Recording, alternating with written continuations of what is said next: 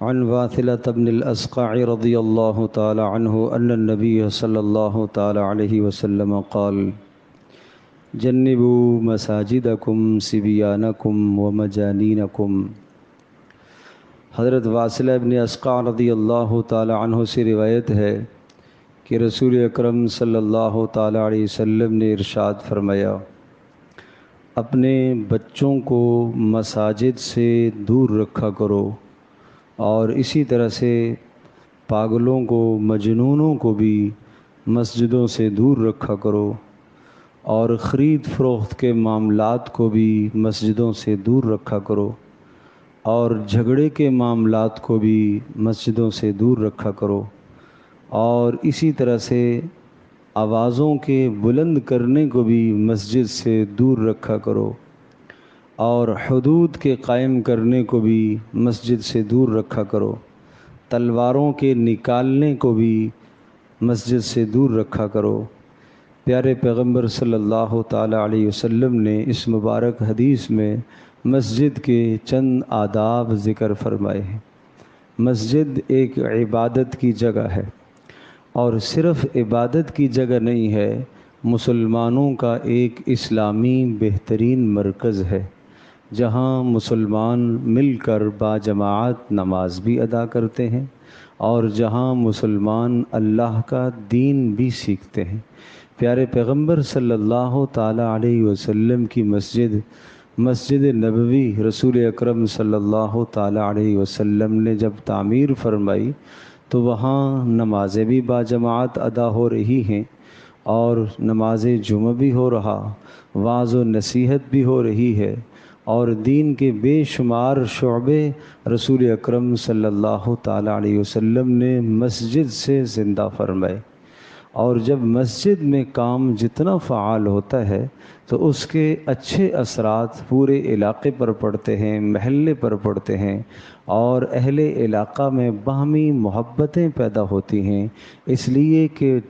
بار بار جب ممبر سے دین کی بات سنائی جاتی ہے تو کسی نہ کسی وقت پتھر دل بھی انسان کا موم ہو جاتا ہے۔ تو اس لیے رسول اکرم صلی اللہ تعالی علیہ وسلم نے مساجد کی بڑی اہمیت ذکر فرمائی۔ چنانچہ آداب بیان کرتے ہوئے ایک ادب آپ نے یہ بتایا کہ مساجد کو صاف ستھرا رکھا جائے، اور یہاں تک ارشاد فرمایا کہ جس نے من اخرج اذن من المسجد،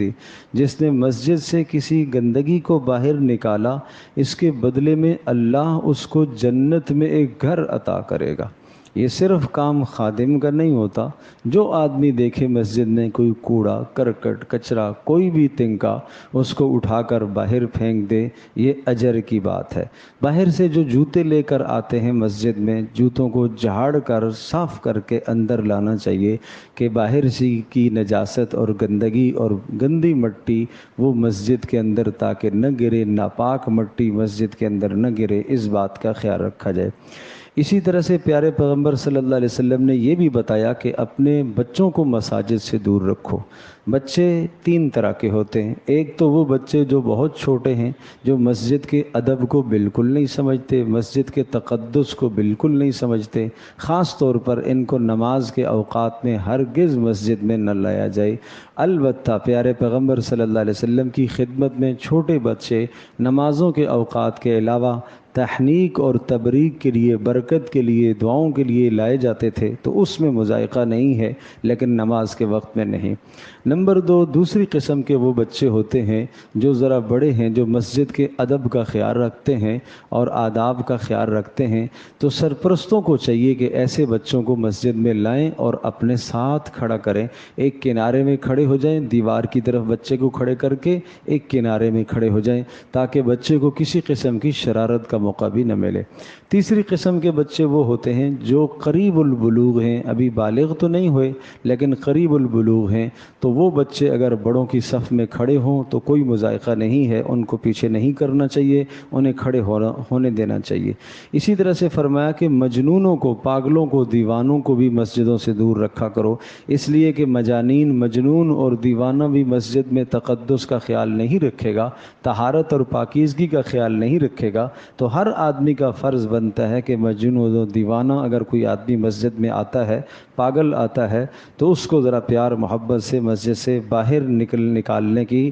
کوشش کرے۔ اور اسی طرح سے فرمایا خرید فروخت کے معاملات کو مسجد میں نہ لایا جائے۔ معنی یہ کہ سامان خرید فروخت کا مسجد میں نہ لایا جائے۔ اگر کوئی آدمی آپس میں کوئی مختصر بات چیت کر لیتے ہیں تو کوئی مذائقہ بھی نہیں ہے۔ اسی طرح سے جھگڑے کے معاملات جہاں آوازیں اونچی ہو سکتی ہیں، اس قسم کے معاملات مسجد میں نہ لائے جائیں۔ اسی طرح سے مسجد میں آوازیں بلند نہ کی جائیں، اونچی آواز سے کوئی نہ بولے، اس بات کا خیال رکھے۔ ایک حدیث میں آتا ہے، رسول پاک صلی اللہ علیہ وسلم نے ارشاد فرمایا کہ میرے سامنے میری امت کے نیک اعمال پیش کیے گئے، یہاں تک کہ مسجد سے نجاست کی ہلکی سی چیز کا نکالنا بھی پیش کیا گیا، وہ بھی ایک بہت بڑا ثواب ہے، اور گناہ بھی پیش کیے گئے۔ اور فرمایا گناہوں میں سے سب سے بڑا گناہ میں نے دیکھا وہ کیا ہے؟ قرآن مجید کو یاد کر کے بھلا دینا، یہ بڑا گناہ ہے۔ یا کوئی آدمی یہ کہے کہ فلاں صورت مجھے یاد تھی، فلاں آیت مجھے یاد تھی، اب تو بالکل بھول گئی ہے،